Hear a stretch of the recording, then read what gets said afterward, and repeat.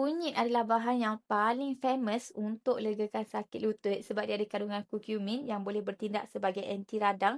Dia akan kurangkan sakit, kurangkan bengkak dekat sendi, dekat lutut kita. Jadi macam mana cara kita nak ambil kunyit ni? Yang pertama boleh ambil satu serbuk kunyit, satu sudu serbuk kunyit campur dengan satu sudu teh serbuk lada hitam, campur dengan satu gelas air suam lah dan kita minum sahaja sekali sehari waktu malam.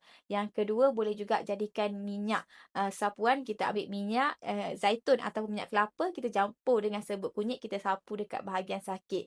Dan yang ketiga, of course lah, lebihkan masakan kita dengan kunyit supaya boleh bantu kurangkan keradangan.